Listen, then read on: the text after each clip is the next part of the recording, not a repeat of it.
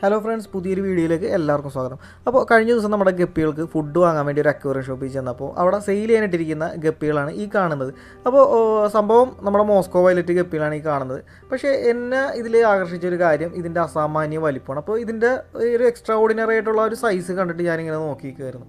അപ്പോൾ സംഭവം എന്താണെന്ന് വെച്ചിട്ടുണ്ടെങ്കിൽ നമ്മൾ ഒറ്റ നോട്ടത്തിൽ നോക്കിക്കഴിഞ്ഞിട്ടുണ്ടെന്നുണ്ടെങ്കിൽ ഇതെല്ലാം പ്രസവിക്കാറായ ഗപ്പികളാണെന്ന് നമുക്ക് തോന്നുള്ളൂ. കാരണം വയറൊക്കെ നല്ല രീതിയിൽ ബൾജ് ചെയ്തിരിക്കുന്നുണ്ട്. പക്ഷേ ഈ ടാങ്കിൽ ഒറ്റ കുഞ്ഞുങ്ങളെ പോലും കാണുന്നില്ല.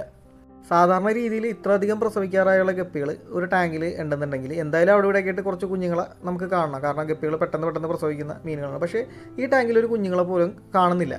അപ്പോൾ ഇതിൻ്റെ സത്യാവസ്ഥ എന്താണെന്ന് വെച്ചിട്ടുണ്ടെങ്കിൽ ഈ ഗപ്പികൾ എത്രയും പെട്ടെന്ന് വലുതാകാൻ വേണ്ടി ഇതിൻ്റെ ഫാമിൽ നിന്ന് ഇതിന് കൊടുത്തിരിക്കുന്നത് ബീഫ് ഹാർട്ട്, കണ്ടിന്യൂസ് ആയിട്ട് ബീഫ് ഹാർട്ട് കൊടുത്ത് ഇതിനെ വലിപ്പം വെപ്പിച്ചിരിക്കുകയാണ്.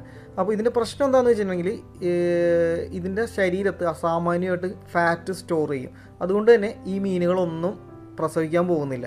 നമ്മൾ പ്രസവിക്കാൻ പോകുന്നു വിചാരിക്കും, പക്ഷേ പ്രസവിക്കാൻ പോകുന്നില്ല. മാത്രമല്ല ഇത് നമ്മൾ സാധാരണ ഒരു ഗപ്പിയുടെ ആയുസല്ല ഇത് പെട്ടെന്ന് ഡെത്ത് ആവാനുള്ള സാധ്യതയും വളരെ കൂടുതലാണ്. അപ്പോൾ എങ്ങനെ ഒരു മീനെ സെലക്ട് ചെയ്യണം എന്ന്, പ്രത്യേകിച്ച് ഗപ്പികളെ വാങ്ങാൻ പോകുമ്പോൾ എന്തൊക്കെ ശ്രദ്ധിക്കണമെന്ന് ഈ വീഡിയോയിൽ നിങ്ങൾക്ക് പറഞ്ഞുതരാം. ഇപ്പോൾ നിങ്ങൾ ഈ കാണുന്നത് ഏകദേശം ഒരു സെമി അഡൾട്ട് സ്റ്റേജിലുള്ള സ്നേക്ക് സ്കിൻ ബ്ലൂ ടൈൽ ഗപ്പിയാണ്. അപ്പോൾ നമ്മളെപ്പോൾ വാങ്ങുമ്പോഴും ഒരിക്കലും ഫുൾ അഡൾട്ട് സ്റ്റേജിലുള്ള ഗപ്പികൾ എടുക്കാതിരിക്കുന്നതാണ് നല്ലത്.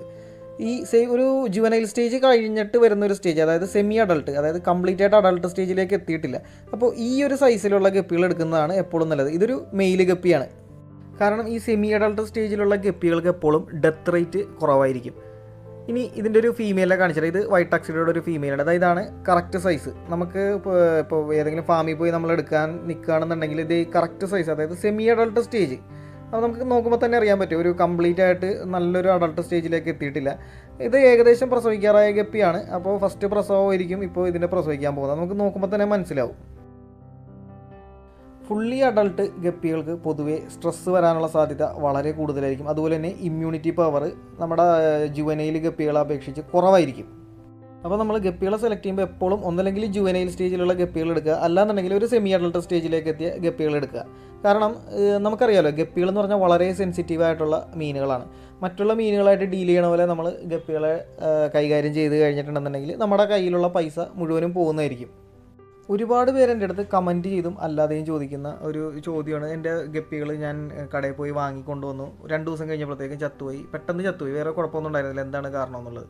അപ്പോൾ ഇത് തന്നെയാണ് മെയിൻ കാരണം. അതായത് നമ്മൾ ഷോപ്പിൽ പോയി എപ്പോഴും സെലക്ട് ചെയ്യുന്നത് എപ്പോഴും വലിയ ഗപ്പി, അതായത് ഫാമിൽ പോയാലും നമ്മൾ സെലക്ട് ചെയ്യുന്നത് എപ്പോഴും നല്ല വലിയ ക്വാളിറ്റിയുള്ള ഗപ്പികളെ പോലെ. ഇപ്പോൾ ഈ കാണുന്നത് ഫുൾ ബ്ലാക്കിൻ്റെ ബ്രൂഡിനിട്ടിരിക്കുന്നതാണ്. അത് നിങ്ങൾക്ക് നോക്കിയാൽ കാണാൻ പറ്റും, നല്ല സൈസുള്ള ഗപ്പിയാണ്. ഇതൊരു ഇൻഡോറിൽ വെച്ചിരിക്കുന്ന ഒരു ടാങ്കാണിത്.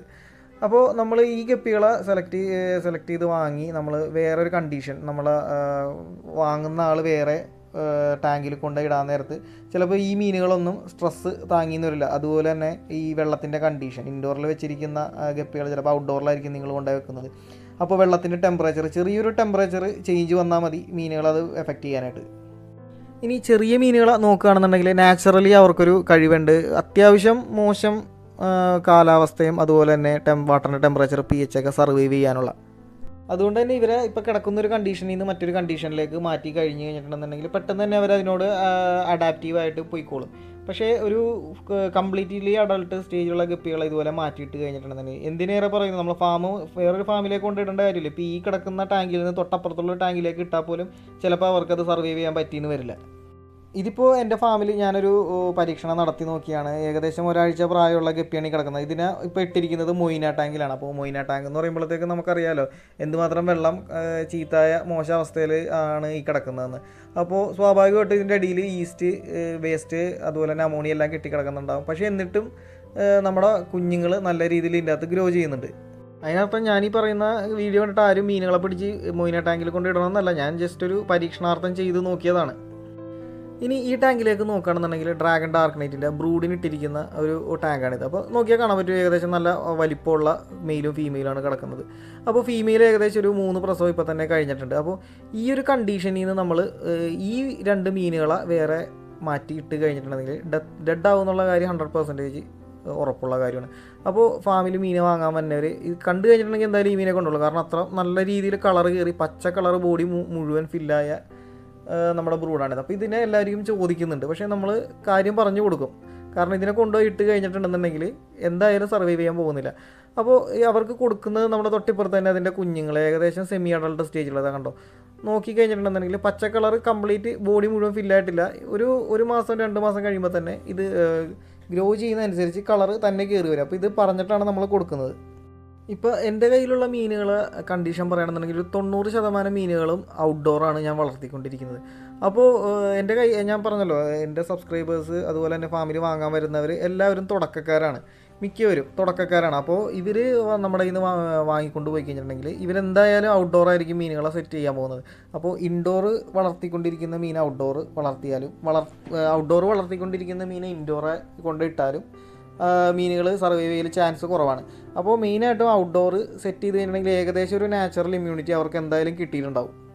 ഔട്ട്ഡോർ ഇരിക്കുന്നതുകൊണ്ട് തന്നെ നല്ല രീതിയിൽ മഴവെള്ളം വീണിട്ടുണ്ടാവും ഇതിൻ്റെ അകത്ത്. അപ്പോൾ ഇപ്പോഴത്തെ കണ്ടീഷൻ നിങ്ങൾക്ക് അറിയാമല്ലോ, നല്ല രീതിയിൽ മഴയും അതുപോലെ തന്നെ നല്ല രീതിയിൽ വെയിലുള്ളൊരു കണ്ടീഷൻ. അപ്പോൾ ടെമ്പറേച്ചർ ഇങ്ങനെ മാറി മറിഞ്ഞു വന്നുകൊണ്ടിരിക്കുന്ന ഒരു അവസ്ഥയിൽ നമുക്ക് ഈ ഇൻഡോർ വളർത്തിയിരിക്കുന്ന മീനുകൾ പെട്ടെന്ന് ഇത് സർവൈവ് ചെയ്യാൻ പറ്റിയെന്ന് വരില്ല. കാരണം അവർ വളർന്നു വന്നിരിക്കുന്ന സാഹചര്യം ഇതൊന്നും അനുഭവിക്കാത്തൊരു സാഹചര്യമാണ്. അപ്പോൾ നാച്ചുറലി ഒരു ഇമ്മ്യൂണിറ്റി അവർക്ക് എന്തായാലും നഷ്ടപ്പെട്ടിട്ടുണ്ടാവും. ഇപ്പോൾ ഔട്ട്ഡോർ ഇരിക്കുന്നത് കൊണ്ട് തന്നെ നമ്മൾ മാത്രമല്ല വാട്ടർ പ്ലാന്റ്സിൻ്റെ ഇടയിലാണ് ഇരിക്കുന്നത്. അപ്പോൾ അതുകൊണ്ട് തന്നെ അവർക്ക് നാച്ചുറലി ഒരു ഇമ്മ്യൂണിറ്റി അവർക്ക് എന്തായാലും കിട്ടിയിട്ടുണ്ടാവും. അപ്പോൾ ഇനി നിങ്ങൾ മീനെ വാങ്ങാൻ പോകുമ്പോൾ ഈ പറഞ്ഞ കാര്യങ്ങൾ ശ്രദ്ധിക്കുക. അപ്പോൾ വീഡിയോ ഇഷ്ടപ്പെട്ട ആവശ്യമുള്ളവരിലേക്ക് എത്തിക്കാനും ഷെയർ ചെയ്യാനും അതുപോലെ തന്നെ ലൈക്ക് ചെയ്യാനും ചാനലൊന്ന് സബ്സ്ക്രൈബ് ചെയ്ത് സപ്പോർട്ട് ചെയ്യാനും മറക്കരുത്. അപ്പോൾ മറ്റൊരു വീഡിയോ ആയിട്ട് വരുന്നവരെ ബായ്.